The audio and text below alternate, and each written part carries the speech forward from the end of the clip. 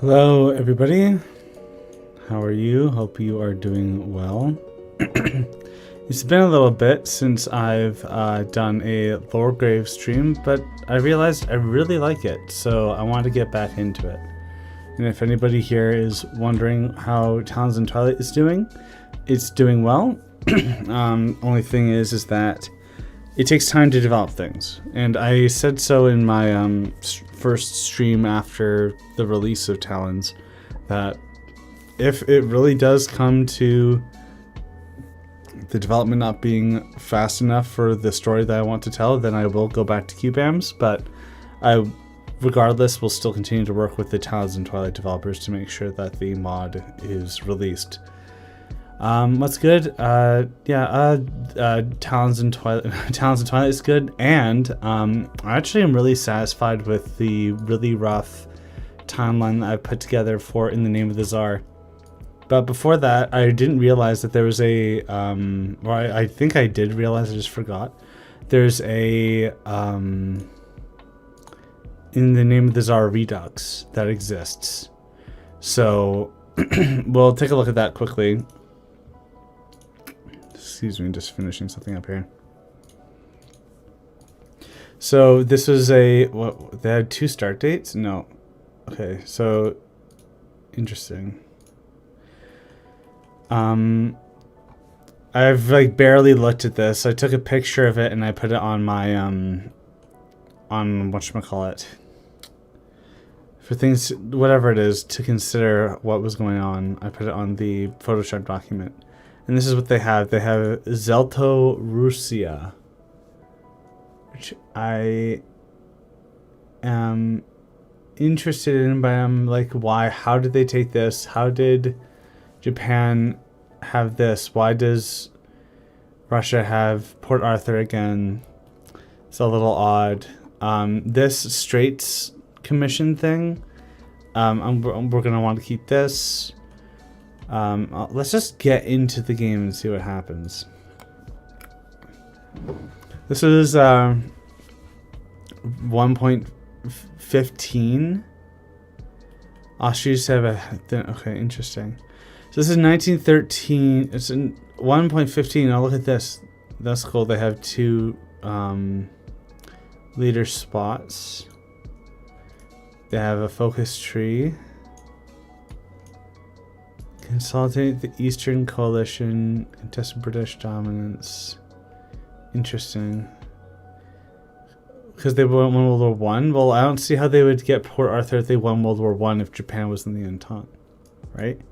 So this is I'm not going to spend too much time on this because we want to be separate from this idea.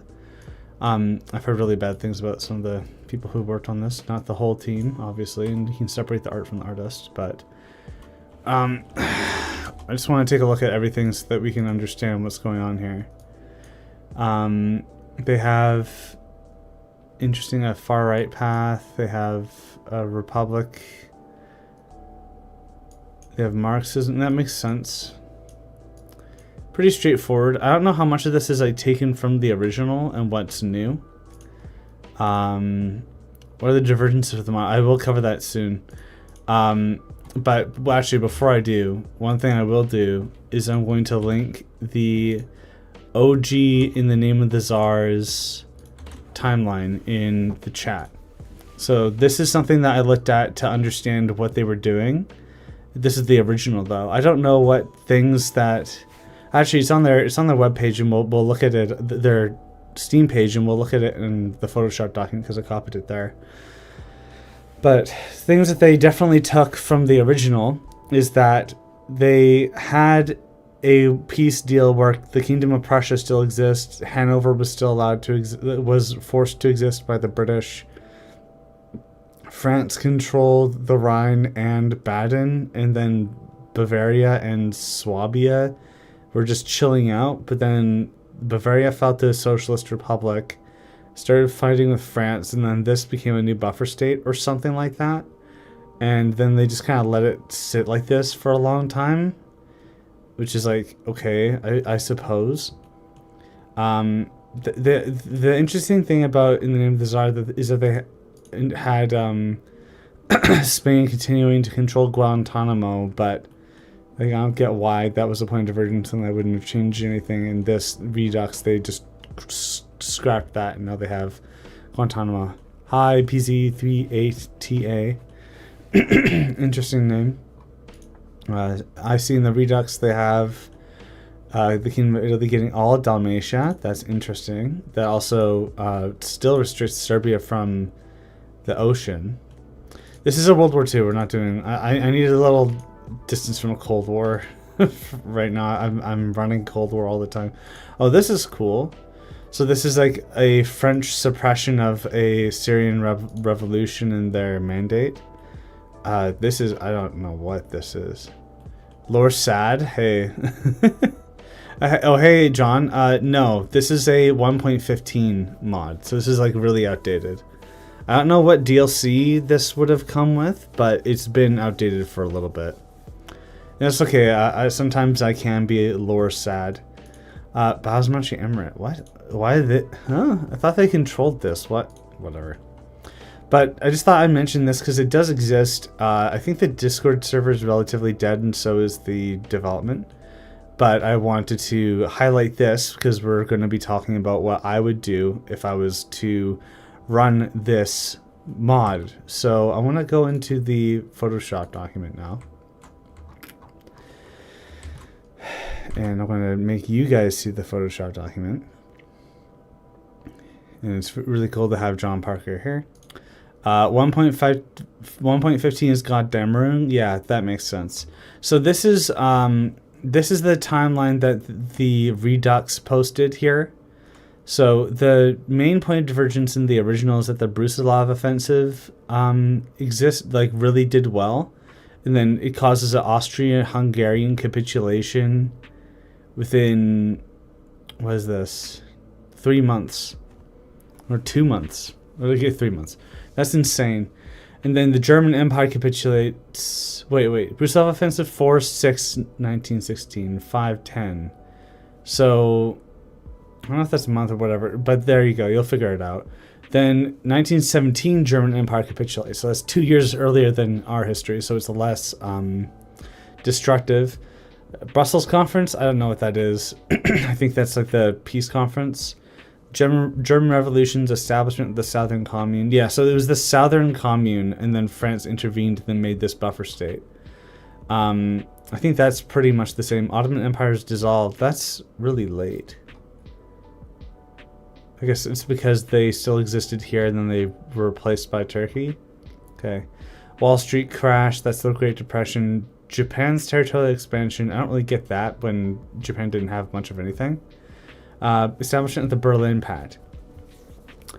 Yeah, I don't know what that is. I think it might be the Russian faction, but that is what the Redux did. And I will quickly, while I'm zoomed in on this, read off the Reddit post that I shared. The main thing is that the Brusilov offensive succeeds with great success. It pushes them into the Carpathians. Romania joins to take Transylvania.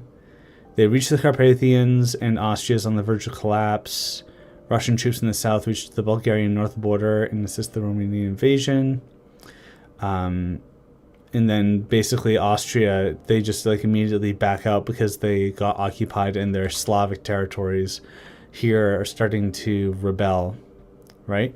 Yeah, that Poland and Galicia is weird, and I don't want to keep it. I don't remember why they had it separate, and I think they were a puppet of some kind. And somebody on my Discord server shared this like military administration that existed for a bit, but I don't think a military administration, which is meant to be temporary, should be the basis of a government. And I think that's what they may have done here. It's a really bad thing to zoom in on this blurry thing. I still have the Hoi 4 open so I can show. If I can find it in my scenes. Yeah, so they have Galicia, Little Maria, Bukovina. What is this? So it is a puppet.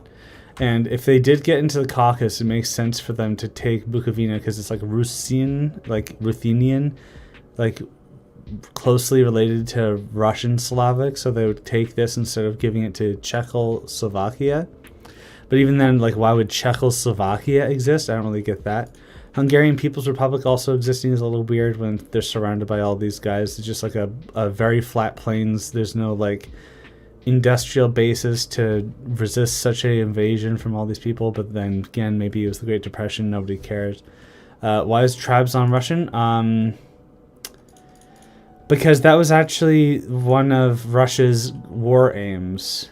So I will show you in my Photoshop document the greatest extent of Sykes-Picot. So before Sykes-Picot as we know it today, where it was like France gets this, Britain gets this, they were also factoring in other people's wants on the Ottoman Empire. So Italy wanted an Anatolian colony, roughly around this size. And Russia wanted to control the straits so they could pass through and exist. One of the reasons why they even like were asking Britain of this is that it's like, well, we got screwed over by the Japanese destroying our Pacific fleet. We want to be able to reinforce our fleet over here by cutting through the Black Sea and then going through the Indian Ocean. Instead of what happened to the Russo-Japanese War of our timeline, where they had to go through the Baltic, sail around Africa, I think, unless the Suez existed back then. But regardless, it would have had to be a trip through the Gibraltar, through the Mediterranean, through down here. Like, this is way faster than this, right? A lot less fuel to get all the way over to the other side. And Japan and Russia's like, if you want us to be friends, like, this is what we need, right? So that's one of the things that Russia demanded. Why I think this model failed? Well, I will get into that when I talk about the timeline. But I see that other people had questions. Well, first off, the original developers, before the Redux, just really cared about, what was it? Their lives. And they decided to touch grass. And that's the thing, like, usually some people just don't have the time to keep it up. Like if you have a really big reputation like Kaiserreich, you can have a lot of people staying in and there's like old blood, new blood, and it just keeps shuffling around and everything's fine. But when things are like this and it's not as popular, it just naturally sort of dies down. However, I do believe that there may be a lore issue that made it hard to develop countries beyond whoever benefited the most from the point of divergence, in this case Russia. Hi, Inferno. Suez existed, Britain didn't allow all the fleet to pass through. Yeah, interesting. So then it would be like Russia would need to try to manage that, right? I see people talking to me in Russian. I do not understand what you are saying. I'm going to use Google Translate. But I won't do it again. So if you want to get an answer, please translate it first before sending. This Russian man here says, did Russia fight with Japan? I think that in the Redux version they did, because I don't understand how else Russia would have gotten the entire Manchuria when the Russo-Japanese War had Japan taking the Southern Railway and Port Arthur. So I'd imagine that they had to fight after World War I to solidify their control over this region. What would happen to Ataturk? Ataturk would fail. One of the main reasons why he succeeded was Soviet arms, because the Soviets thought that they would become communist after they won the revolution, but even if they didn't, it would be a way to deny the Entente access to the Black Sea, because their idea was that even if Russia isn't around to control Tsargrad, as they called it, the British and the French, they wanted an international zone to be established to allow people to pass through the Bosphorus Straits. Aftershocks of the revolutions used to have this. I don't know if they still do, because I'm not involved with that anymore. But yes, so the Soviet Union didn't want the capitalist powers to pass through the straits as they pleased. Ataturk offered a alternative, a resistance to imperialism that would be a buffer state between them and the capitalists. So, yeah, unfortunately, Ataturk would fail in his rebellion, but Then again, I have no idea what they would be doing with Turkey after, and I don't think that they did either here. Well, no, they did. Look at that. Kemalist industrial. So here they have Kemal surviving. I find that interesting. I don't see how they would be able to manage that. If there was somebody as powerful as Ataturk, from his military strength and his charisma, to be able to continue to occupy Turkish majority Istanbul, right? Okay, this isn't just Constantinople LARP. I'm pretty sure it's Turkish majority by 1936. It certainly is now. But okay, interesting. Why isn't Yugoslavia a thing? So I'm not entirely certain why Yugoslavia wasn't a thing. I think one of the reasons why it was pushed in the peace conference is that, well, here's the thing. Yugoslavia wasn't even pushed. Like, people kept like resisting this idea of a Yugoslavia so hard. It was the kingdom of Croats, Slovenes, and Serbs was the official title of the quote-unquote Yugoslavia until some like internal political coup. I think the monarch couped the government and then reorganized everything, and then he rebranded it to Yugoslavia. And it was like an assassination in a Croatian peasant leader in the democratic, like in the parliament. Like, it was very unstable, and then the monarch started to try to fix things, but they didn't manage to do it. Why does Hungary own Burgenland, but not the Slovenian territories? Yeah, there's a lot of like, I don't really get why this is the way it is in this version of the mod, but I feel like we are reaching the point where we've understood this sort of thing. Yeah, it's kind of stupid. Russia want a big Slavic nation. Yeah, kingdom of Serbs, Croats, and Slovenes, and a kingdom of Croats, Slovenes, and Serbs. Wait, really? Yeah. So I'm going to try to revise this, and I'm going to go to the Photoshop file. So the biggest thing that I think was a problem with the way that In the Name of the Tsar worked, and I know that this is the Redux timeline, so they may have made some lore changes, but they just have the Brusilov offensive succeeding. Okay, this is the problem. This is a single point of divergence, right? But how is it that the Brusilov offensive became more successful? There's no explanation for it besides it just is, right? When in reality, it was successful, but then the Germans were able to reinforce the Austro-Hungarians and prevent their front from collapsing, and then allow them to push from their territories over to the east, causing the Great Retreat, causing the July Revolution, whichever wasn't the October Revolution, which then led to the Russian Civil War, and then their withdrawal from the conflict. So it takes an approach like, oh, if Austria was just able to bow out right away, then it would be fine, right? And it does make sense.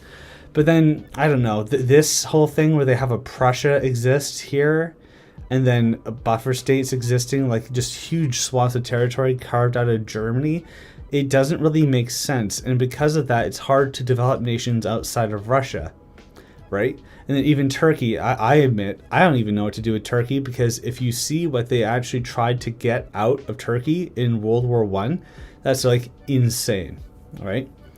There are really interesting things about this timeline that make it interesting for a like hypothetical scenario that could be expanded on in different ways, such as, I believe the United States was neutral. There was no entry of the United States into the World War because there was no threat of the loans that the American bankers had given to the Entente from being defaulted on if they lost. That sounds kind of crazy to say that's the only reason why it happened. I'm sure there's more, but I would imagine that was a bigger reason than people might initially realize. So we have the USA staying neutral, which would have impacted the way that the peace was done, which does actually explain why the Europeans would be able to take so much off of Germany. But then what do you do with Germany? What do you do with the Middle East? It seems like the Redux version has an interesting thing going on with the Middle East. But the Kingdom of Egypt, I wanted to check quickly in Hoi 4. The Kingdom of Egypt is a dominion of the United Kingdom, which it makes sense because it's like, excuse me, Photoshop, where are you? Okay. It does make sense for it to be that way because they weren't actually a direct colonial administration. They were a protectorate of some kind. And before World War I, they were like a joint administration between the British and the Ottomans. What's going on here? I'd like to imagine the Russians managed to push past the Carpathians, speaking the Hungarians, and leading to more division. Yeah, yeah. And if the Brusilov offensive did work in that way, then it would actually do that. Oh wait, Redux's point of divergence was Russia winning the Russo-Japanese War. Oh fuck. Okay, I don't like that at all, and I'll explain. I haven't launched the video itself, but US of Z, I want to plug him really quick. US of Z, who is not, is it US of Z? Hold on. Yeah, US of Z. He recently made a video. I need to find his channel here quickly. He recently made a video that he tells me that has the Russians winning the Russo-Japanese War.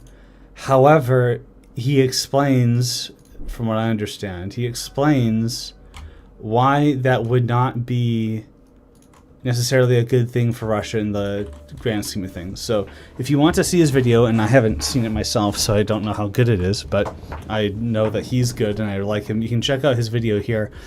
But if I had to quickly explain why I think that that's a terrible point of divergence, is that Russia's big wake-up call for the fact that their form of government was not working was their utter humiliation against the Japanese. The Japanese may have been on their last legs near the end of the conflict, and they were still like struggling against the might of Russia, but Russia didn't win in its totality.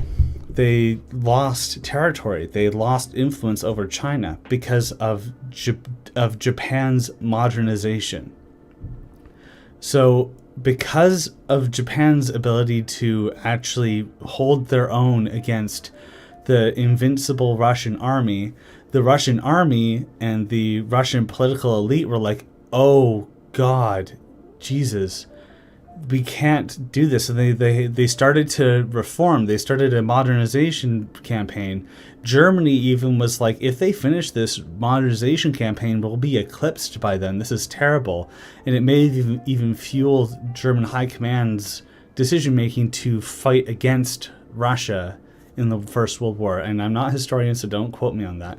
But yeah, Max Hazard said it correctly. Without Russia having a wake-up call in the defeat against the Japanese, they would not be able to modernize nearly well enough to be able to survive World War I. And I don't know how the US of Z video ends, but I recommend that you guys watch that video because I think that would be a really good way to explain why it's not really a good point of divergence. So, goodbye, you. I do not approve of the Redux version's point of divergence. Okay, so if this is then this is actually the correct timeline because it doesn't say that Russia beat Japan all the way over here. So now we'll look at what I have going on here. So I'll explain everything that I just panned over, but I wanted to go over my rough timeline. So I already covered that the Brusilov offensive just succeeding isn't a good enough point of divergence because it is like giving more guns to Russia with a snap. And that can be an interesting thing for something like TNO, but as you can see, TNO's in lore development hell for years. So you just gotta focus on the story narrative, but then the people who were writing the original story aren't there. So then you have to have like branches like the TNO Requiem making their own stories with the inspiration of the original creators. They're being separate from the original project. Blah, blah, blah. You get it. It's not a good point of divergence. I think that a good way to have Russia So the question is no longer how do we make Russia win World War One? Just give them the Brusilov offensive. The question is how do we get the Brusilov offensive to succeed? And this is a little bit of a weak point, but I think that this is the most reasonable thing. Roosevelt winning the Republican nomination in 1912 in the United States of America. So Roosevelt ran 2 terms. He wanted to run a 3rd time after Taft was elected after him. The Republican National Convention didn't give him the seat for the next ticket for 1912. I don't know exactly why they didn't do that. I think part of it was the precedent that Washington had set, and that it wasn't a law yet that you could only run 2 terms.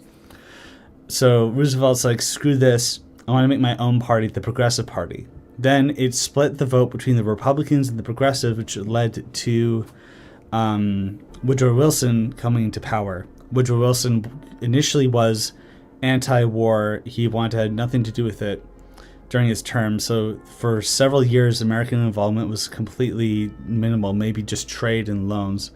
Then after things were getting really bad, the USA joined the war. So if we had Roosevelt in charge, Russia would still collapse. Not Roosevelt. If we had, what's his face? Wilson. If Wilson was in charge, Russia would still collapse. So if we have Roosevelt winning the Republican convention, not splitting the Republican vote, getting voted in again, then you would have somebody who would want to be intervening on the Entente side from day one. How he would manage to do that is not very clear, because he would need to have the Democratic support of the Senate to join the war, and the American public would still be anti-war. But if they find a like Zimmerman telegram lying around somewhere, they could be like, oh, we got to go to war, right? So they could find a way. They would find a way to get involved. And regardless, even if they weren't directly involved, German troops could be like, oh, well, we shouldn't be reinforcing Russia as much when the USA is going to join the war. Like, even the threat of the USA joining the war would be enough for Germany to move troops over to start positioning themselves in preparation of an American reinforcement. It's like, okay, yeah, we have to do 2 fronts, but we should get rid of France first, basically, right? Roosevelt wasn't legally bound. He had initially intended to respect it until Taft wasn't a worthy successor. Interesting. Well, so then we have Russia's Brusilov offensive succeeding. So I'm going to pop open a... Do I have a 1914 map?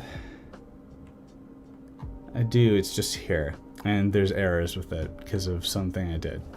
So this is actually the world in 1914, a little bit before World War I. Russia's Brusilov offensive would actually succeed in this case. It's a little, again, it's alternate history, so we didn't have to make it too realistic. We just need to make it plausible. And if there was less German troops here, it would make sense, in my opinion, for Russia to be able to march in here and create a problem for the Austro-Hungarians. Now, something I learned recently is that there was this Sixtus affair where the Austro-Hungarians actually were trying to peace out with the Entente. They went so far as to be like, Serbia's independent, we'll even give them territory. Romania, Transylvania, fine. Galicia, Lodomeria, fine. Italy, fine. They just wanted out. They're like, we want to survive. We don't want to have everything removed. So we'll just peace out. So it could be that instead of Austria-Hungary collapsing, which would be a whole other problem of like which nations would be revolting on whose side, where would the guns come from, etc., etc. Instead, we have potentially, and I'm not too certain about this yet, a triple monarchy. A triple monarchy between the Hungarians, Czechs, and Austrians. I think that one of the causes for peace was, hey, we'll give the Czechs autonomy, right? And then it's like, okay, great. Russia would accept that. They get land. Then their front's smaller. They have a Romania that's really loyal to them. They have Serbia. Yeah, Serbia wanted to take northern Albania, so that would be the way to get into the sea. Hungary would not let that happen due to the government structure.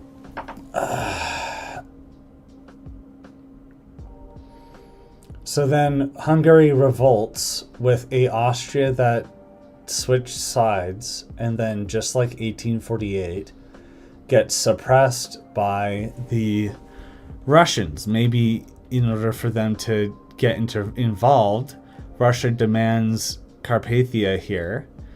Slovakia then is a separate administration. Croatia is then a separate administration, and Hungary is very small, weak, and pathetic. Then Austria is the Danubian Confederation. Austria, Bohemia, Slovakia, Czechia, and Hungary. Wow. Okay, great. So it's still same difference, right? And even if there was a collapse of authority, whatever, like maybe we can consider that. But I just thought that would be worth mentioning. So Austria leaves, but Bulgaria might not have even joined the war yet. The British landing in Gallipoli would have failed. But if Russia has this territory here and they like march through Bulgaria and Greece was still fighting up here, well, actually, no, we want Bulgaria to join the war so that this Aegean coast of Greece is taken by Greece. Russia comes in here and occupies Constantinople, Tsargrad, Istanbul, whatever you want to call it. Then Britain's like, hey, make it international. Russia's like, but you kind of failed, but maybe we can make it international. I don't know. But we're naming it Tsargrad. We're putting the Patriarchate back here. We're getting rid of those vilayets, maybe even. And then Turkey's like, oh my god, what do I do? So I'm removing this disclaimer because I know that there are people who are not happy with me when I make Turkey really small. But this is actually what the Entente wanted out of Turkey in the war. There's a this is a version of the map made by Casper H on the alternate history not subreddit forum. You see here, Russia not only wanted this, but they wanted Western Armenia.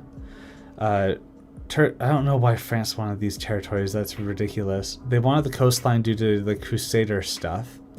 I think that this is in Israel because of the Balfour Declaration. Britain still wanted to have strategic ports, though. This was already British, so they wanted to have connectivity towards this region. They wanted the oil here. So that's why it's like a sphere of influence, this brighter color. And this is what eventually would become the Sykes-Picot. You can see the general borders here of what would become Syria and Iraq. But this is what they initially wanted. So I don't know how realistic it would be for them to take that. I don't think that it would make sense for all of this to just like this is what's left of the Ottoman Empire. That's ridiculous, right? Italy probably wouldn't be able to take as much of this territory as possible. I know that, thanks to Solo mentioning this, the Entente or the British were pressuring Greece to occupy this just so that the Italians couldn't take it. And even if the Italians could take it, would they be able to hold on to especially this much for that long? I don't think so. So that's the one thing that I don't really understand what to do here is Turkey, right? Like, it's just really bad. Like, you could have it be where... I think this is actually what happened with Tangiers, too. I'm not entirely certain. But it also is sort of happening with China, where powers of the world were starting to see straight up control of territories being a not so good thing. And that it would be more beneficial to the powers of the world to have influence over states rather than completely subjugating them. I read about this Russian railway here. They made this railway and this railway. The territory was actually legally conceded to Russia for the sake of developing the railway, but it was still a condominium between China and Russia. So cities like Harbin and other stops along the train track, and all these people wanting to come in and work caused the population here to skyrocket. And then because Russia was providing the jobs, they had more influence over China. And that was like perfect for them. Like eventually it could be that if China was not really playing nice and they already had all these troops here and they had like a separate administration of their government in here, they could just occupy all this land and then be like, oh, it's a protectorate now. And they would have it would be a lot less bad than them just straight up invading a neighboring country. Instead, they're protecting the Russians living in China. Oh my god. Am I socialist? No, but I also recognize the arguments that they have for things. Like something that I will mention, I know we've been yapping so much and have barely even talked about this timeline, but if we skip down here quickly, Russia is where? Russian communists start to agitate, aren't powerful enough to rebel. Instability causes reform away from autocracy towards semi-constitutional monarchy. Liberal cadets rule as prime minister. But it does not fix Russia. So, without sounding like a Soviet apologist, Russia was in a terrible state even in World War I. If they won World War I, it would not change the fundamental problems of Russian society. There would still be too many peasants that are like serfdom, like not able to own land.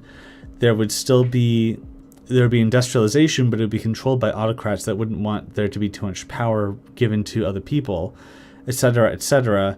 It would still be a backward state. So if there was an interwar conflict that would cause Russia to then need to mobilize again, even if they did look at Brusilov and go, hey, you know what, you're all right. You should totally run the military so that we can keep doing epic wins like you just gave us. There's still fundamental systemic problems. They wouldn't have a proper Duma. Like I even saw a loading screen quote in the name of the Tsar Redux. It's like Nicholas II's like, I'm going to continue to be an autocratic like my dad. They shot down people who wanted peaceful reforms leading up to World War I. Russia does not get fixed because they won a war. If they have... yeah, I know it's not perfect here.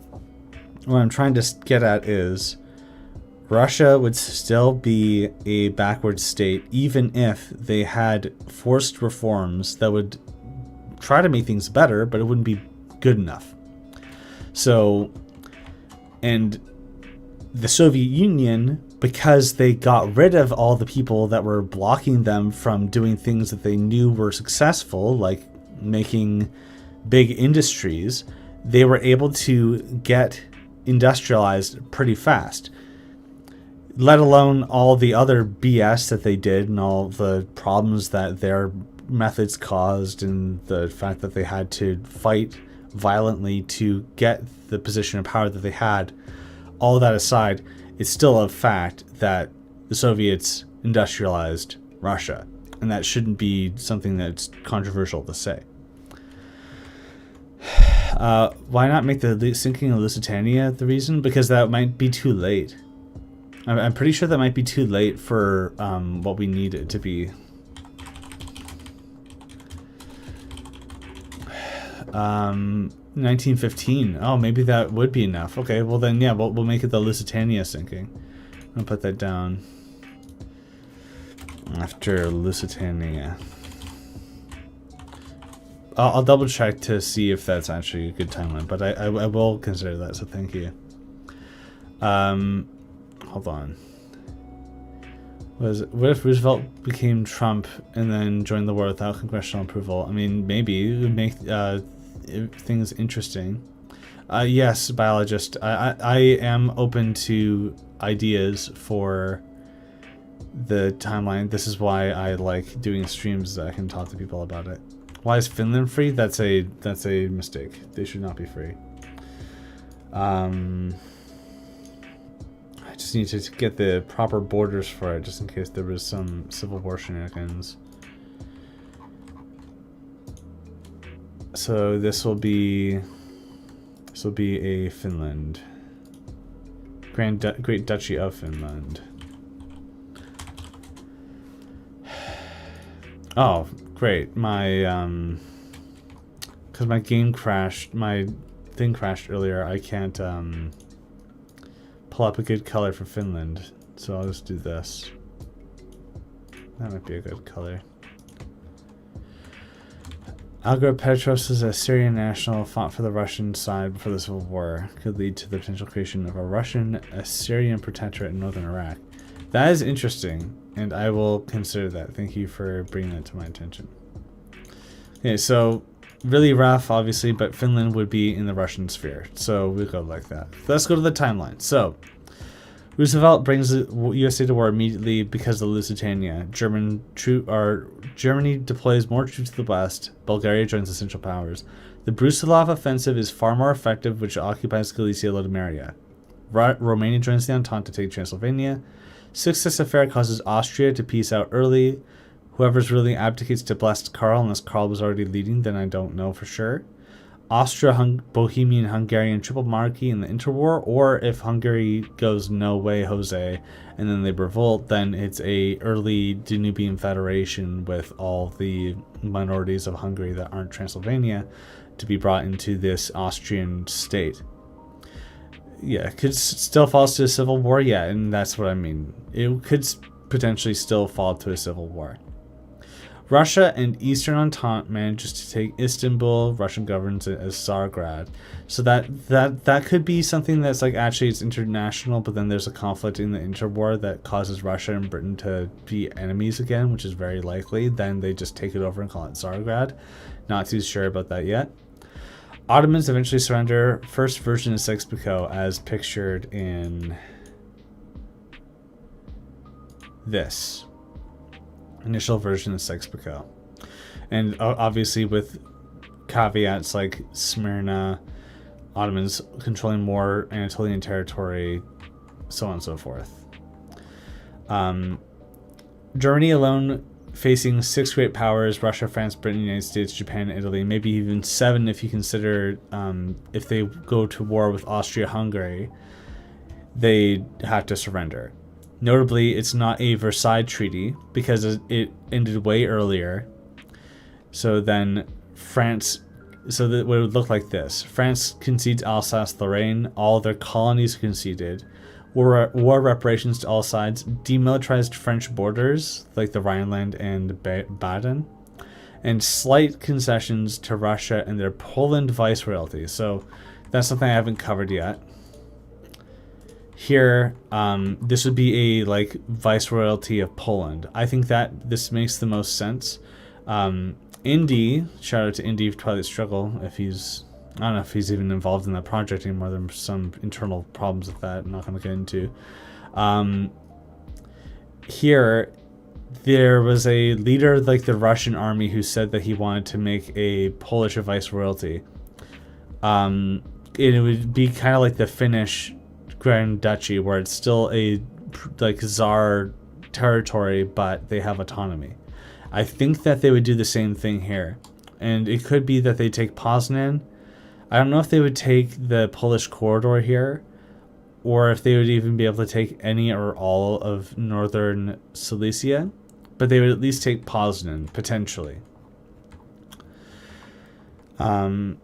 These war reparations would cause instability, and then Germany has a communist revolution. Okay, so instead of it being that Germany allows itself to be completely partitioned into like 3 or 4 parts by all the powers in a quicker World War I that isn't nearly as devastating as it was in our history, it goes communist after a revolution, because the Germans, they own all this territory, but they're paying war reparations. The shock of losing their colonies means that they have food problems. They can't pay for food. There's a problem. There's a communist revolution. So this communist revolution would be really powerful too, because instead of it being the Kiel Mutiny leading the SPD to rule a German republic, which then controversially, arguably, historically, look it up for yourself, according to the communists, the Social Democrats betrayed the communists, which then led to failed uprisings in places like Hamburg and the Spartacist uprising. Instead, everybody from the Social Democrats to hardline vanguardist communists would all be fighting against the continuation of the monarchist regime. So communist Germany, big communist Germany. Problem. France, Russia, they don't want a big communist Germany. So they go in and start trying to fight it. Interwar political inventions causes ripples in Russia and France. Russian communists start to agitate but aren't powerful enough to rebel. So Lenin is in Switzerland when all this is happening. He does not have the capability of being transported on a big railway to Russia to cause a civil war, like the German imperials wanted. He'd still be in Switzerland, unable to reach Russia. People like Trotsky and other Russian communists would still be in Russia.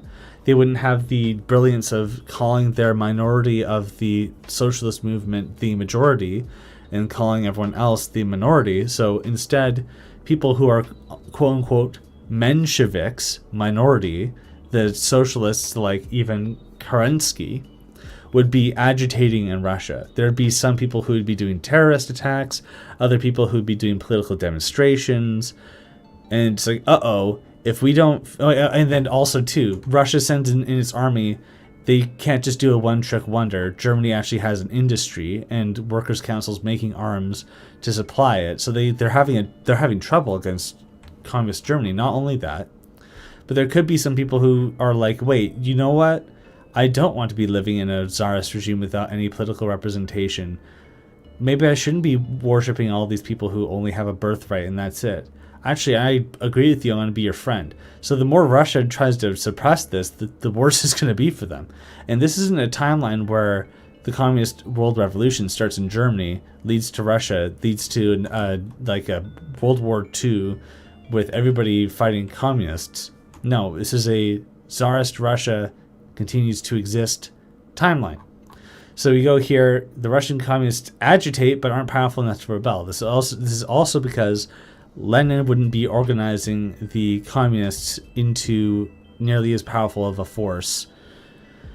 So there would be workers' Soviets that exist in Russia with like a dual authority, but the authority is way more in the Tsarist camp. So what do the Russian Tsars do? Okay, fine. The Duma can actually have better representation if they didn't dissolve it already. They will reform to a semi-constitutional monarchy, kind of like the German Empire's semi-constitutional monarchy. So they would be able to get the liberal cadets into power. The cadets wanted minority rights for separate, like regional separatists, but they didn't want like full-on autonomous regions like the Soviet Union had with like the Ukrainian Soviet Republic.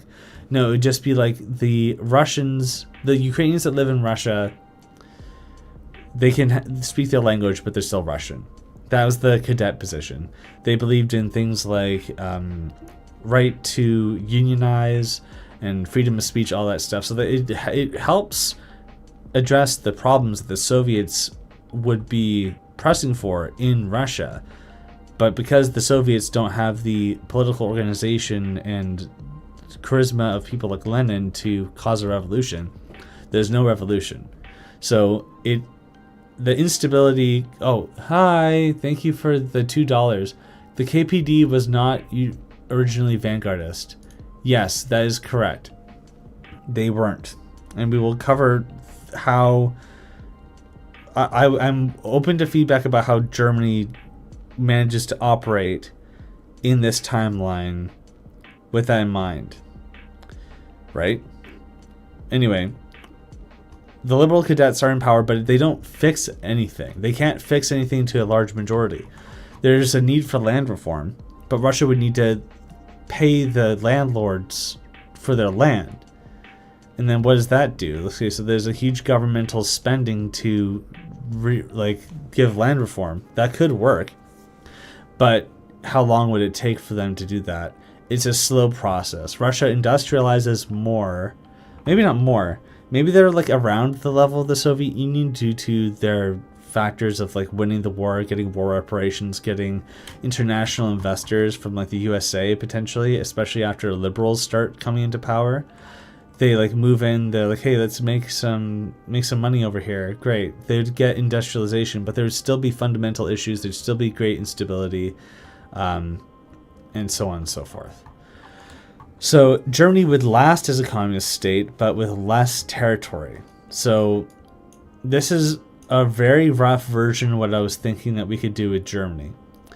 The greater Polish uprisings that happened in our history that were managed by the League of Nations doing proper votes to give Poland territories beyond what they just had claimed, so on and so forth, that could then instead be violent revolutions for these places to then want to be a part of the Viceroyalty Kingdom of Poland. So Poland could have all these territories, and Germany as communists would be like self-determination, bro. Then they would like have to just cope with the fact that they have a far worse border. And there is an arguable core that a big Prussia exists as a Russian-aligned German state. They maybe wouldn't be big. Maybe they are only in this German majority territory here. Or it's everything east of the Oder River is a Prussian state. Everything west of the Rhine River is a French puppet state. The rest is German. But notably, there's no Hanover Kingdom. There's no Bavarian Socialist Republic somehow being powerful enough to integrate everything that's German and then potentially do whatever. No, the communist Germans arguably had the most legitimacy and go on from there. So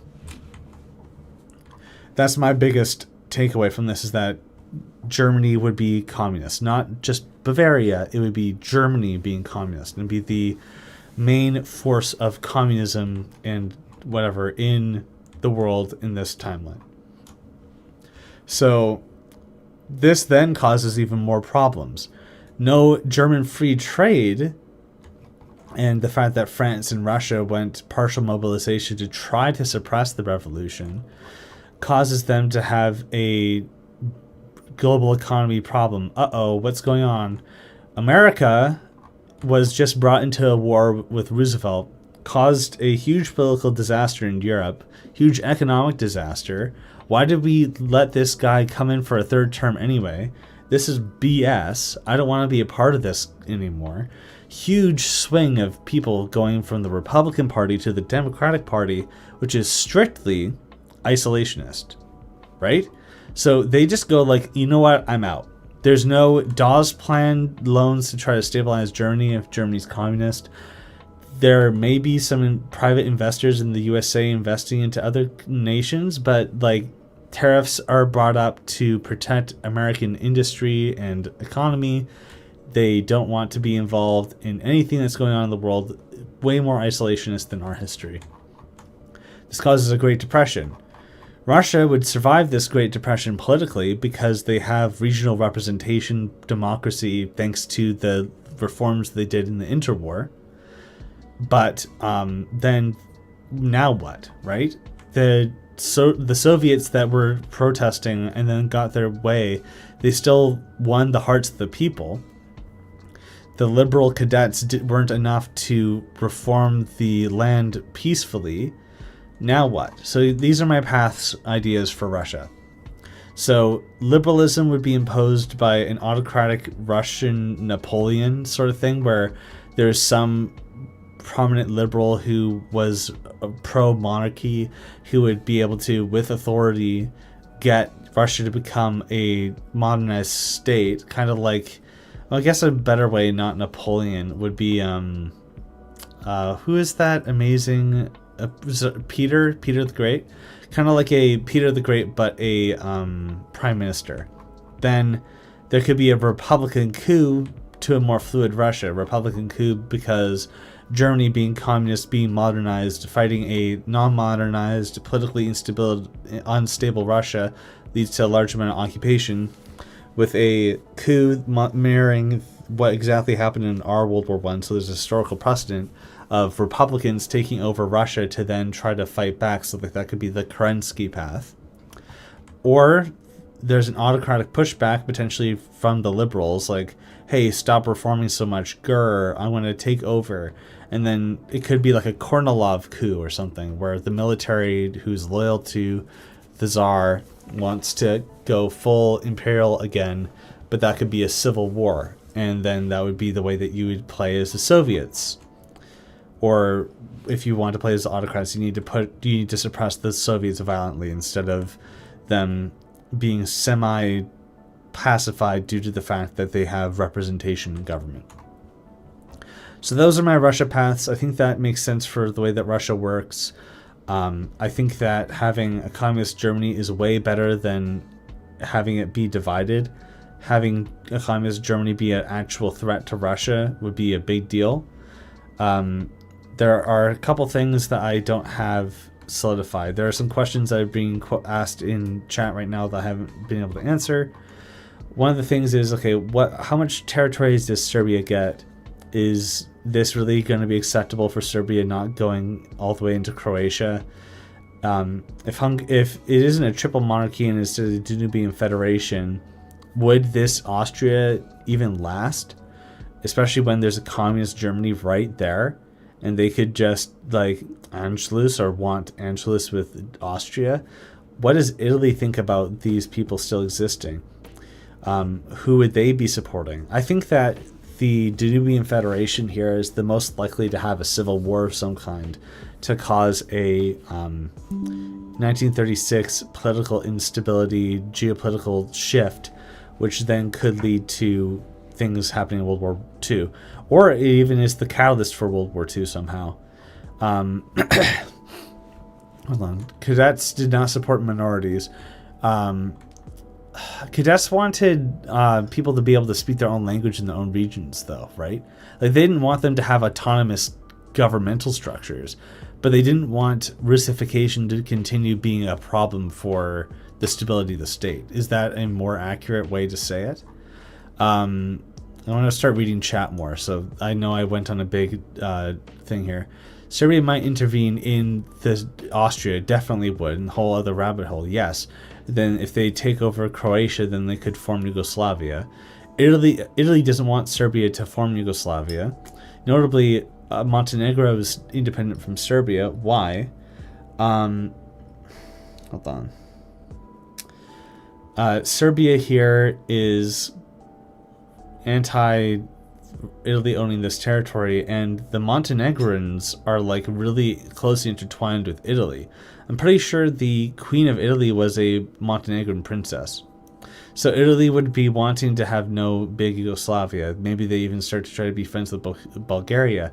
But Russia would have wanted to have Bulgaria as a stable ally in order for them to have a land access through here. So how does that happen? How does Bulgaria stop being a Russian protectorate? Does it happen in the interwar? Does that mean that there's a communist Bulgaria? That would be suppressed. So what would become in Bulgaria here instead? What sort of political alignment would Italy have in order to actually get Bulgaria on their side? They would probably want to fight Greece. Greece is guaranteed by Britain. And Britain would be anti-Russian. So what does Britain do? Okay, hold on. As Italian, she was a Montenegrin, yeah. Do I think is USZ related to Monsieur Z? I think that US of Z was inspired by US of Z. Hold on. US of Z was inspired by Mr. Z because Mr. Z stopped doing alternate history. I don't think that he's a far right guy like Mr. Z was, but I don't think he's like anti Monsieur Z. I thought they were the same person. They're not. But yeah, I would I don't want to make any statements that I'm not completely confident in, but all I can say is that they're not the same person. Rasputin not assassinated. Rasputin might still exist. Tsar Alexei would live. Verify your clock. Russia-Italian war, maybe. I don't know. Italy's trying to take Fiume, potentially. Russia had plans to make a Czechoslovak monarchy. Really? I didn't know that they had plans for a Czechoslovak monarchy. Okay. So that would be something interesting. They're controlled by the same person. No. They are not the same person. I'm very confident they aren't.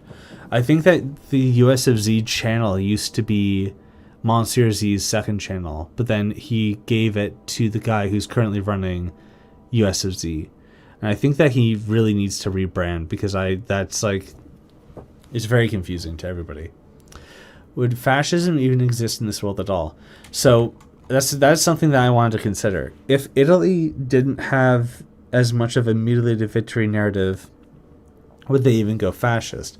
I know that somebody was advocating in my Discord was advocating for a socialist Italy, but I don't think that really makes sense. Like there would be the red years or whatever it was, where there's an intended revolution. I think that would be suppressed. I don't think Mussolini would necessarily be like start to rebrand to fascism. If there is a Fiume thing, there could be like a different kind of fascism, but it could be that it doesn't get as nearly as much popularity because there isn't a huge narrative for the mutilated victory, and Italy has all their stuff. So why would they worry about that, right? So there could be no Italy thing. If Serbia Mussolini figure, maybe Russia could make a Greek protectorate in Pontus. Yes, so they could potentially do that. My understanding of World War I Montenegro, people wanted to unite with Serbia, but the monarchy backed by the Tsar and Italy would want to retain his reign. So yeah, so Russia and Italy would be like interesting collaborators in the way that the sphere of the Balkans works, but there could be some tension there. I don't know if they'd be able to be full allies, but it could be that Russia and Italy become allies. I don't know. What do the states in Poland mean? Do you mean these three? They're black lines here because I don't know like how big Poland should be. It could be that Poland ends up getting all these territories. It could be that they only get Poznan and Lower Silesia or whatever. I'm not entirely sure, but that's just for my notes that these are separate claims that they could make and that we could have them annexed. Belgium would annex Luxembourg. Historically, they accused Luxembourg of collaborating with Germany. That could be interesting. What's Britain doing in this scenario? Good question. I want to take a map of the United Kingdom in 1936. I'm going to copy it, and I'm going to paste it. I'm going to shift it around until it matches. Because I believe that the UK would have roughly the same territories as our time. So this isn't including the dominions, but now I will hide this text here. So I'm also going to start doing my notes because those are really good for me to be able to not answer the same question several times and also be a good thing for me too. So Britain wanted influence over this so that they had oil.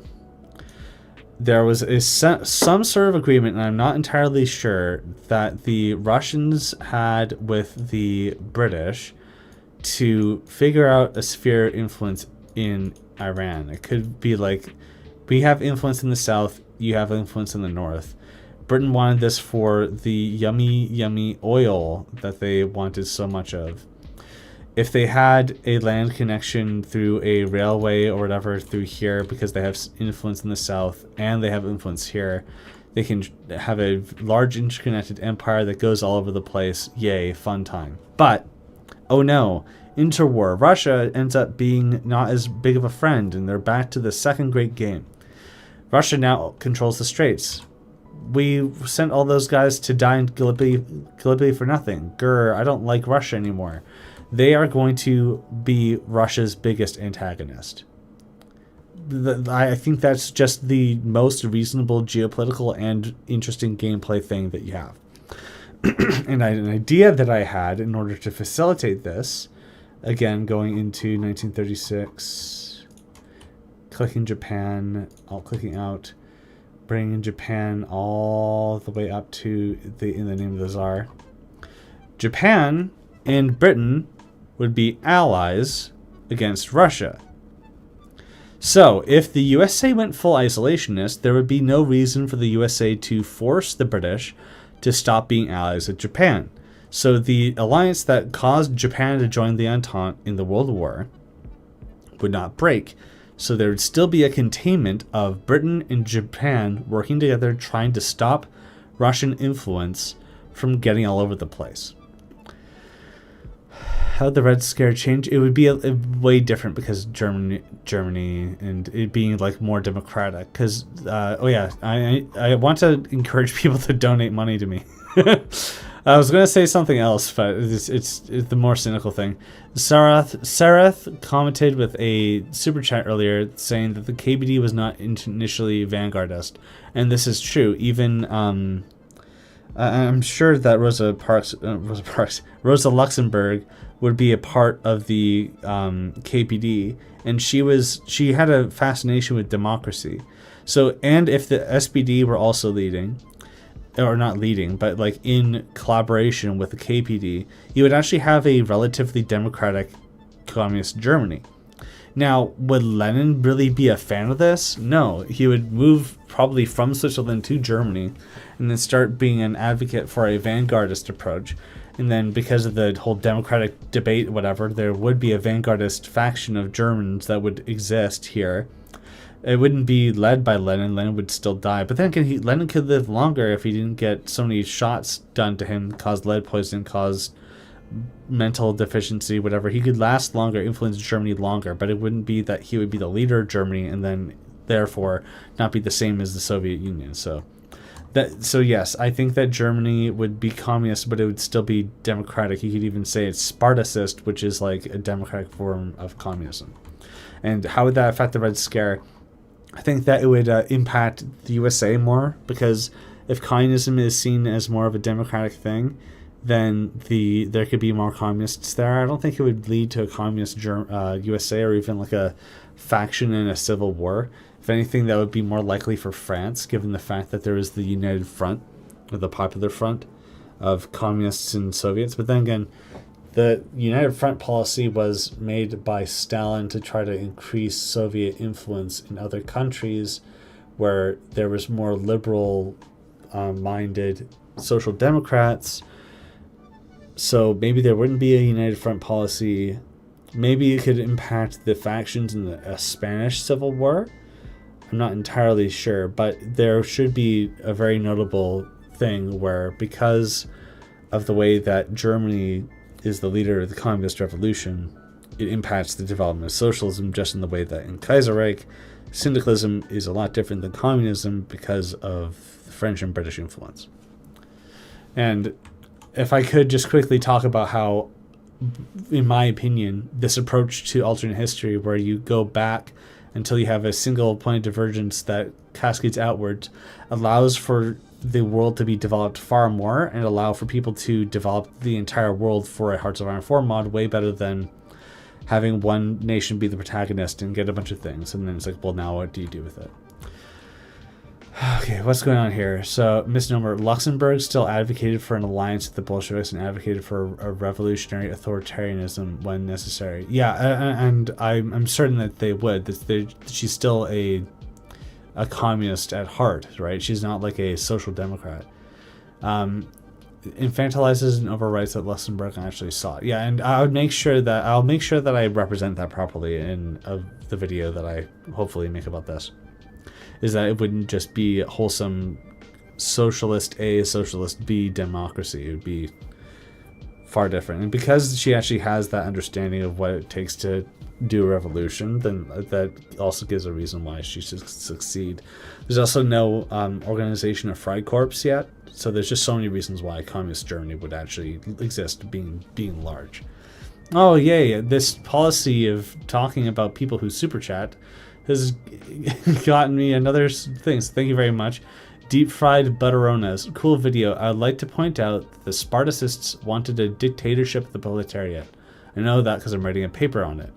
Yeah, Color Blue, I think that you were saying the same sort of thing. It's not just a bunch of parties that may or may not enjoy capitalism in varying degrees. It would be democratic, quote unquote. I need to understand exactly what she meant by democratic. But the point is that it wouldn't necessarily be one party vanguardist state, because that isn't how the revolution happened here. Germany's more developed, and it wouldn't need to do like an ad hoc version of communism. They would be able to develop communism faster than Russia, even by Soviet politicians' understandings of Marxism. So it could lead to a very different communist Germany. Let's just have wholesome comments. name is pronounced Tsar, like car bath. Car bath? Interesting. Okay, thank you for that. I like Polish language. I think I have some Polish heritage. Hungary? So in the name of the Tsar, I think they're even communist Hungary. Communist Hungary existing like that is not my biggest thing. Bela Kun would have potentially tried something and then came over to Germany, and the fact that Germany claims Austria and this area is unstable, and Russia probably wants to get buffers out of it, and Italy probably wants to have a buffer out of a Austrian state or whatever. This could be the catalyst for World War II. I'm not entirely certain yet, but I think that Austria existing like this, the Danubian Federation, what you'd want to call it, you'd be able to actually have a really interesting scenario here. Social soldiers and workers' councils. Okay, so like the soldiers would be able to democratically vote on what they do. That would mean that it could be hard to have a autonomy, or I mean like a very specific direction of the military. That's really cool. So Germany could get Austria and prop up Hungary. Yeah, potentially. Yeah, it could be a catalyst for World War II. Yeah. Do I think Serbia would be fascist? It's possible. There could be like Yugoslavists that take over in Serbia, mutilated victory, Anschluss with Montenegro. Very, very much possible for fascism to be a Serbian identity. And it could even be that it's like, we are the true pan-Slavists. Something else that's interesting is that like people kept telling me, oh, Russia would be pan-Slavist. Would they? There were people who wanted to advocate for pan-Slavists, and obviously because they're Slavic, they have a natural, what would it be, sympathy for anybody who's Slavic and being suppressed by somebody who isn't Slavic. But they're not pan-Slavic, right? The pan-Slavic Russians could be something that pops up later, but it's more likely that Serbia is pan-Slavic. Fascist Yugoslavia war with Bulgaria. Yeah, they'd take Bulgaria. They'd take Bulgarian claims here. They'd take Albania for Lebensraum or whatever. They would take all of that. Like, right? Like, that just makes a lot more sense from a... They'd probably even take Banat, too. Like, Yugoslavia being like a fascist state makes sense. Would they have the industrial capability to be able to achieve the same sort of things as even Italy tried to do in our history? Probably not. However, still worth noting that that would be their ambitions. Yeah, it's true that the Spartacists were not as united as the Bolsheviks. The leaders lacked decisiveness that could have made a difference. Yeah, so I think that could even be how Lenin contributes to the revolution. Once he hears that the revolution's happening, he just takes a train car himself over there, and then he helps organize the revolution. No, I wouldn't say that Lenin would take over, but he would have a part in it, and it could be the reason why they win. Yugoslavia could ally with Germany. You know, I can actually see that. Even if they are fascist, there could be some sort of understanding where it's like, you take this, I take this. We are friends. We're both revisionists in the current world order, and we can be friends for now. Would Ataturk have relevancy or an Ottoman government prevail or a different coup? I really don't know what would happen to Turkey. I think that's my biggest weakness right now. And I don't know if we'll be able to fix it in this stream, but it would be something I'm really interested in people offering ideas for. So in the description of this video, there's a link to my Discord that links you straight to the LoreGrave discussion channel. So if anybody has ideas for Turkey, please check it out there. Germany could intervene in the Austrian Civil War. War is inevitable. As a Bohemian myself, all attempts to reform Austria-Hungary fail. Yeah. German, Serbian, Molotov-Ribbentrop, potentially. Tsar. Okay, but the AR, Tsar. Yeah. Sarsath?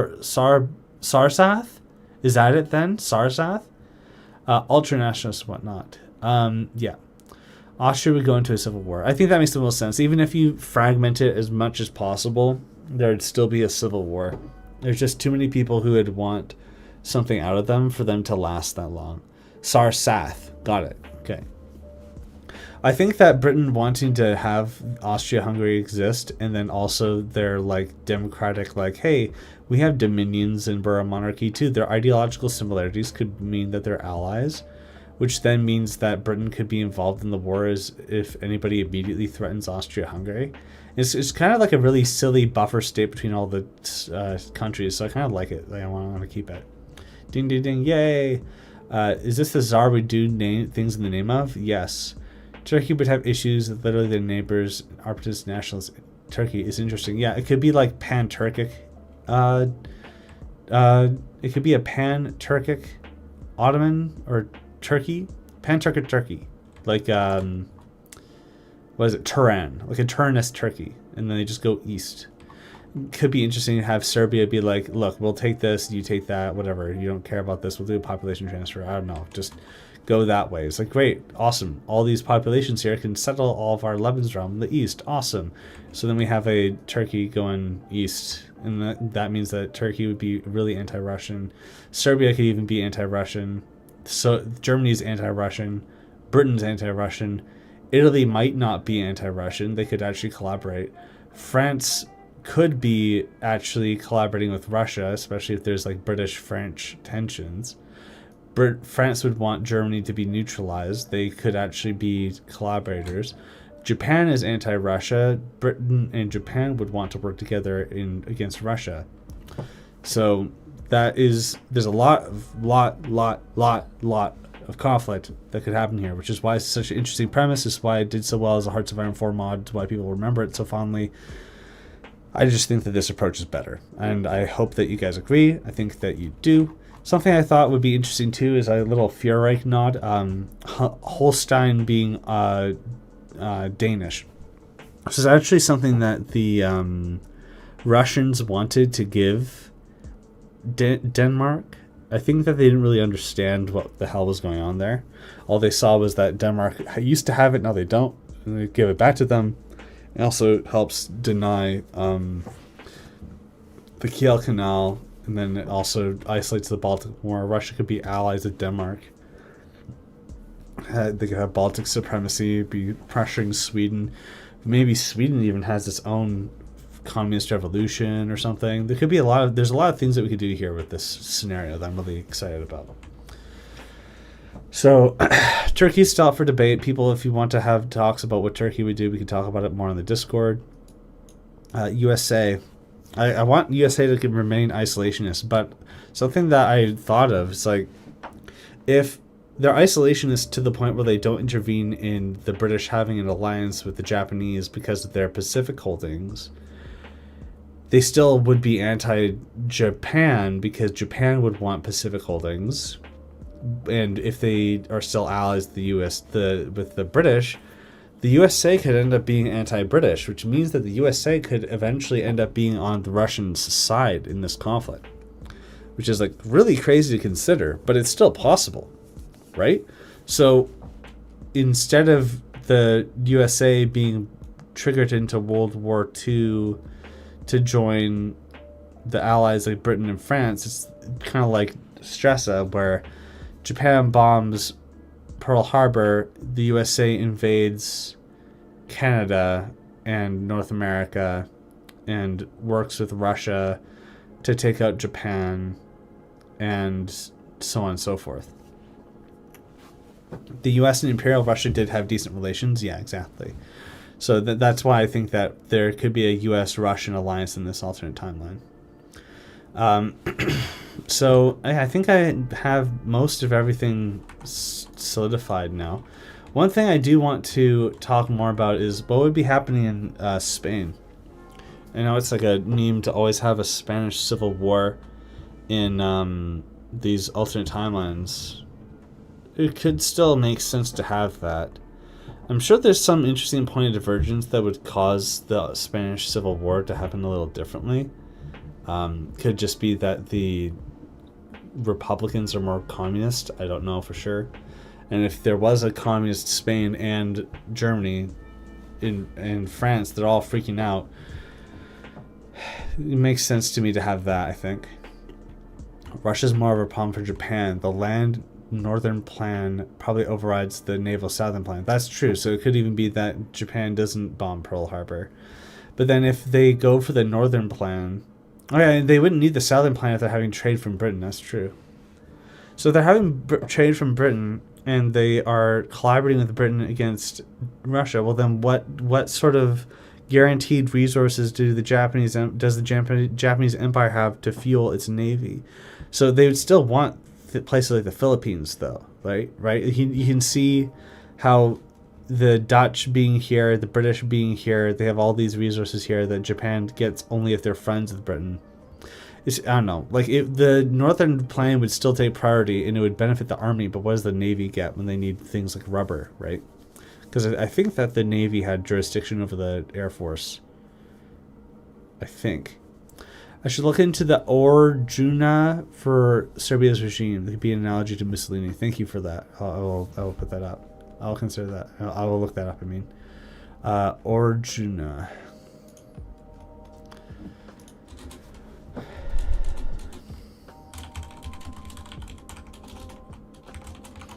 Okay, back to the stream. Franco-Japanese war. Yeah, that makes more sense. If the French are loose enemies of Britain, then Japan will be able to take Vietnam. And then if Japan is like surrounding China, Japan would want to subjugate China. One of my favorite mods, one of the most fun YouTubers. Oh, thank you very much. I appreciate that. America, French, Russia, and allies. British, Japanese, German Reactionary League. What? German? But we have Germany being communist, though. Or is that just like a different timeline? Maybe it's a different timeline. That's fine. Russia may support pan-Mongolism as a counter to Japan. Yes, that could be a thing. So yeah, we need to talk about spheres of influence. Is this the notes channel? Yes, it is. So one thing I thought would be interesting. Okay, China's such a complicated thing that I don't even know how to begin. But as we all know, Japan invaded Manchuria to take all of it because they had influence here. But if Russia still has a presence here, there would be a Japanese puppet here and a Russian puppet here. These could be two different warlords in the same Manchurian state. Japan could even go a little bit more here and get Beijing like they always wanted, or whatever. Japan gets this Beijing thing, Japan would get this, Japan would get this. And Japan would still have ambitions against China, but China wouldn't be able to get benefits from Russia because there's no like communist whatever. There could be like the cadets and the Chiang Kai-shek, their decision to pay landlords for their land for land reform is similar, so they could actually have an ideological alliance, which could still result in Russia like being like, hey, we still want presence here, so you can be our friends, but quote friends like subjugated, whatever. So this could be like a ROC loyal guy. The Nanjing government could still be Shang, but I don't know. There'd still be regional warlords everywhere. The communist guy in Xinjiang wouldn't be communist. Russia would probably want to support Turkestan, whatever, so that China, when it's unified, is weaker. Notably, they already are doing that with a Mongolian protectorate, potentially. So Mongolian protectorate is just the same as usual, right? Like, I think it's even the same as the way I have it in Krasnod. My version of Krasnod. But, yeah, something like that. Bad idea. Oh, hold on. I top of this. Japan can't really subjugate China without Manchuria, but they would have southern Manchuria. They would need northern for the resources, but they could at least have a land border in the south. Serbia and Turkey could be allies. Ultranationalism, yeah, it would be very interesting turn of events having them be collaborators. Japan may seize Shandong after World War I in this timeline. They did so in IRL, but they were pressured to leave because China was an allied power. Yeah, they would get Shandong. It would May 4th movement would happen, but it wouldn't necessarily be communist-y. I think the lines are part of stress out of France and Italy being friends. Yeah.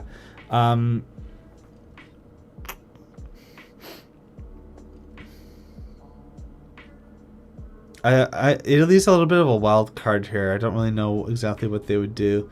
But France, Italy, Russia, Britain, Japan, I don't know, if they're all allied against the British, and the USA would join on Russia's side, it's not really much of a balanced world war. Client states in Xinjiang, Tanatuva, yes. I think that it makes sense for Russia's influence to be like this. And then a China could work with Russia, but they would lose a lot of territory. Britain would like consent, I suppose, to Japan reorganizing China as long as Britain gets influence in the Himalayas in an extension of the Great Game. And then they would also be fine with Japan subjugating Vietnam. This could also be a Japanese ally, Siam. And then that way, there's still room for Japan to go for the Pacific if they want to. But that sphere of influence being Japanese is pretty reasonable to me. Oops, that's another R. Jesus. There we go. Afghanistan as well, great game. Yeah, it could be British aligned. Tibet to Britain, yeah. They wanted to have Zeltorussia that way. All of Zeltorussia. The Zeltorussia I really don't know anything about, and I'd like to have more information. It's the lower dad, not your dad. What have I missed? A lot of yapping about in the name of the Tsar, criticizing in the name of the Tsar Redux for making the play divergence that they win in the Russo-Japanese War. I mentioned that USFZ made a video about Russia winning the Russo-Japanese War and arguing that, at least from what I understand, what he told me, is that Russia would be worse off in the long term. Jesus, this rework was promised me a long time ago. Yeah. And then we talked about my timeline that I made. Here's the rough timeline. I'll zoom into it for people who want to look at it right now, but I have it in the VOD somewhere, so you can look at this when you can. But I'll read chat now too. Imperial Russia already had a protectorate in Tuva, satellite in the Balkhanate. They literally support rebels. Yeah. Well, how does the KMT lean? The KMT would lean Russia out of necessity, but would still want to take their the lands that they carved out of them back. KMT might even be like German aligned, so that could be the way that communism gets introduced into China. It wouldn't be as powerful because it would need people like Mao to like make a peasant version of it, when communism would be kind of proven by fact, or like what, no, not fact, but like practice. De facto, it happened in a industrial state like Marx envisioned, not how Lenin forced it. So the ideological development of Leninism being peasant-based or whatever to Mao being peasant and nationalist-based would be a little more difficult, so there wouldn't be as much communism, but KMT would be seen by Germany as a reasonable anti-imperialist power. The ability for them to support them without a good foreign relations to be able to even like get their navies or their commercial navies over there would mean that it's not as powerful, but there would still be like German affiliation with the ROC, the KMT. Yeah, it would be very different. I think even the way that the KMT structured its government was based off the Soviet model, which wouldn't exist. What happened to Germany? So in the original, in the name of the Tsar, you had Germany being fractured into a bunch of pieces after a Brusilov offensive. In this timeline, I made it so they lose territory and have war reparations, then have a revolution, then lose more land to the buffer states. So it's a big unified communist Germany, a barely surviving triple monarchy / dubbing federation, which then has a civil war or is the victim of an invasion by basically all sides to try to get new spheres of influence, which then leads to a Second World War. So that's what we're talking about, is trying to make an interesting 1936 scenario which honors the initial in the name of the Tsar, but with a more plausible point of divergence timeline that allows for the world to be fully fleshed out. Yeah, Sun applied the vanguardist model to the KMT. Yes, yeah. So China would be way different, and that's a really interesting thing to consider, but would lose me social credit. Commie Germany separated. That black line here is for a potential, like, if Russia managed to do way better, they could have everything east of this line. But yeah, it's not necessarily actually divided that way. It's the same thing here. This line is supposed to be like maybe communist Germany could have this. I'm not entirely sure. Is Russia more powerful in a timeline? So, yeah, obviously it'd be more powerful in the sense that it had land and more prestige and influence, but it wouldn't be nearly as industrialized or politically stable as the Soviet Union, which is crazy to say given what Stalin was pulling. But I explained it all in the stream, and if people are interested in catching up with the stream, I will be, when I stop doing it, you'll be able to watch the VOD, so you'll be able to see it there. Warless in China would have been stronger. There'd be no Central Plains war. The emerging KMT Central Authority would be weaker. Yeah, that's interesting. The Central Plains war was really important for the centralization of the internal regions of that. Yeah. Okay. Message retracted. Oh. Well, but I agreed with it though. Why would Russia not take the East Prussian Polish plebiscite? East Prussian Polish plebiscite? I don't know what you're talking about. Are you talking about like Kashubia?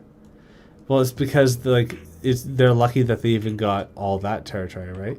Because they like this Lower Silesia, Poznan, Polish corridor, East Prussia, all that would have still been German by the time of their peace deal. But in the interwar, then the communist Germans would have lost that territory. But they weren't powerful enough to suppress the German communists that could have even caused a revolution in their own country, so they had to stop it. That's my lore. Okay, well, I think that I'm getting to the point where I have a lot of ideas that I need to research about and talk more in depth with a more level head, getting a little hungry. I think I'll wrap up stream soon, but did anybody else have any questions? Oh my god, wait, whoa, did my chat just, it took a long time for my chat to update. Hold on there. Italy still to go to war with Ethiopia, potentially. It'll be a paper tiger, military modernization, a huge opportunity. Yeah, so if Russia survives this conflict and modernizes, they'll be unstoppable. Cool idea. On our timeline, Armenian nationalists Karaganizda would rebel against the Soviets, creating the Mountain Republic. What if he goes to Silesia to revolt against France? Yeah, good idea. I like that. Could be an interesting path. I think he means Massuria. 1920 East Prussian plebiscite. I'll look that up. Italy, yeah, Ethiopia. Hold on. Massuria is southern East Prussia with Polish populations. Like this? Oh, this. Yeah, maybe they could take that. You're right. That could work. Like Russia is the constitutional monarchy. Yeah, it's a pretty interesting thing. Why is Finland free? They're supposed to be a puppet. I shouldn't have made them a separate color. But look at what I can do here. Color overlay. There. So there's still the color underneath if I decide to make it a more autonomous thing, but it is a part of Russia. Turkey would be communist? Could be, but there's not much support for it, and they're more likely to go nationalist. Communist Germany influenced minorities in France and Spain, like the Basques, Catalans, Galicians, Bretons, Savoyards, Corsicans, all had at least minor independence movements. Maybe if Germany goes like pan-European, they could like reorganize all these state identities to suit their whims, kind of like the potentially, honestly, dead mod, the Tommy K mega campaign 24 mod. I want to see if I can try to get that going again, but there's just not that much activity there. If you're interested in helping the Tommy K mega campaign, just send me a message and I'll see if you are a good fit for our dev team. But Russia is a monarchy. Yeah, there's a lot going on here that I'm just repeating myself at this point, so I will be wrapping up now. But the last couple questions. Could Finland rebel? Yeah, maybe. I could see that happening. Maybe a communist Finland rebellion. What do I think would happen in the Nordics? So I think Sweden would have a lot of Russian influence due to their dominance over the Baltic. Norway could be maybe more British aligned. They'd still try to be neutral, but because Denmark would potentially have Holstein, they would be brought into the war somehow anyway. What happens in South America? Nothing ever happens in South America. I'm sure something might there might be some interesting point of divergence. Maybe there's like less communists. Maybe the Chaco War ends differently. But I can see South America being relatively stable. I did have a name in the Tsar reboot mapping project. Italy was communist. Yeah, the Italy communist is a decent thing. I just didn't want it to be that it was like Germany and Italy versus Russia and France, just like our history, but with ideologies sort of flipped. Would Austria-Hungary collapse? Yes. Great. Would China be fully backed by Russia, potentially counterweighing Japanese influence? Yeah, I can see Russia supporting China, but they'd still want to have their like buffer states and influence all over the place in northern China, which would be an interesting tension point. Yeah. Okay. Well, I think that's everything. I want to wrap up the stream now.